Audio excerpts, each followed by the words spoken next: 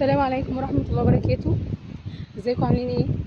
عايزة احكي لكم قصة كده صغيرة قوي معروفة، كل الامهات اكيد عارفينها، وهي ان اي ام لما بتصحى الصبح بيبقى عندها مشكلة كبيرة ان هي دايما بتمشي متأخرة على شغلها، وحتى لو هي صاحية بدري وعاملة ترتيباتها في الغالب بتروح متأخرة. انا بقى زي كل الامهات، وعامة حتى لو مش ام، يعني هو عامة السيدات دايما فيها داء التأخير ده الا من رحم ربي. آه لما بصحى الصبح بجري بقى ورا ولادي وكده، وبقعد اودي ده واللي عايز لانش بوكس وده شرابه، فعربيه الشغل دايما بتفوتني. وبما ان عربيه الشغل بتفوتني فانا بضطر اروح شغلي مشي، لان انا في منطقه الاريا اللي انا فيها مش ما فيهاش مواصلات، مش بيدخلها مواصلات بسهوله يعني. فكنت بضطر امشي مثلا حوالي 10 دقايق كل يوم ولا حاجه، او ربع ساعه. فكنت في الاول بتضايق بقى واقول انا صحتي ضاعت، انتوا هتودوني الشغل كل يوم متاخره، انا مش عارفه ايه، وابقى بقى زعلانه. بس لما قعدت مع نفسي وفكرت لقيت ان طب ما حلو قوي الموضوع ان انا امشي كل يوم الصبح، منها رياضه، ومنها ان انا كنت بقيت استغل بقى الطريق في ان انا اطلع السبحه واذكر ربنا. بقيت ان انا مثلا اعمل المكالمات اللي انا مش عارفه اعملها، ارد على الرسائل اللي انا بقالي 6 سنين راكناها على الماسنجر والواتساب ومش مش برد عليها. بقيت مثلا اسمع قران، اقول الورد بتاع القران بتاعي وانا ماشيه، اسمع فيديو او اتفرج على فيديو مهم، او يعني اشغل اي حاجه مهمه.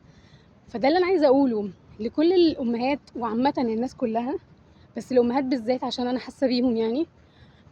حاولوا ان انتوا تستغلوا الاوقات اللي هي في الغالب ضايعه في اليوم، زي انك قاعده منتظره ميعادك عند الدكتور. ده طبعا الامهات احنا 3/4 حياتنا عند الدكاتره والمطبخ. حاولي ان انت تستغلي الوقت ده في ان انت تقري قران، تمسكي السبحه بتاعتك وتقولي الذكر الشامل، تقولي اي اذكار، تقولي تسابيح. استغلي الوقت ده، حتى لو انت قايله الورد بتاعك برضو تقولي تاني، مفيش مشكله. المواصلات طبعا ده اساسي لازم نستغلها. حقيقي فعلا الاوقات دي بتبقى مهمه قوي، عشان حتى لو بالفرض انت كنت عامل حسابك انك مثلا بالليل هتقرا الورد بتاعك وما فضيتش لاي سبب، يبقى خلاص انت استغليت الوقت ده. ده غير ان احنا يا جماعه هنتسال عن الاوقات دي اصلا يوم القيامه، كل وقت انت ضيعته طب ما كنت استغليته في حاجه مفيده. الامهات اللي بتضيع الوقت كله في المطبخ، في ترويق البيت، طبعا دي حاجه حلوه ومفيش مشكله، دي مسؤوليه برضو البيت، ده مسؤوليتك وهتؤجري على شغل البيت. بس برضو ما يمنعش ان انا يعني ابقى طماعه، اخد الثواب مرتين، او اخد الضعف يعني اخد ثواب ان انا بشتغل في البيت، واخد برضو الثواب ان انا بذكر ربنا وانا شغاله، بردد قران ورا اي شيخ انا بحب اسمعه. يبقى انا عملت حاجتين. المواعين وانت بتغسلي المواعين ده ثروه، المواعين دي شغلي اذاعه القران الكريم واسمعي القران اللي فيها والاحاديث والحاجات اللي بتتقال عليها مفيده. شغلي اي فيديو اتفرجي عليه، او اسمعي يعني وانت شغاله، رددي الاذكار بتاعتك.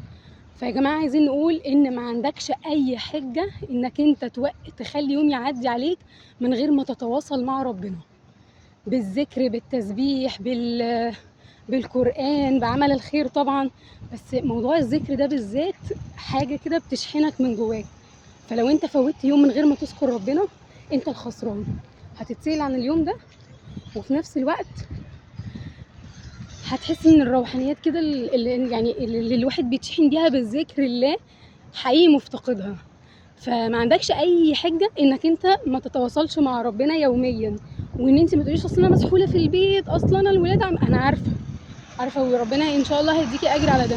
بس برضو ما عندكيش حاجه ان انت تعدي يوم من غير ما تذكري ربنا فيه وانت شغاله. انت لو حددتي في كل اوضه بتشتغلي فيها ذكر معين هتكتشفي ان انت قلتي 7000 مثلا مره ولا حاجه، لان احنا بندخل الاوضه ما بنخرجش منها، وخاصه المطبخ. تقريبا بدخل المطبخ بخرج على بعد العشاء، برجع من شغلي ادخل المطبخ ارجع اشوفكم بقى يا جماعه، احنا داخلين ننام ان شاء الله باذن الله. ربنا يا رب يتقبل مننا كلنا.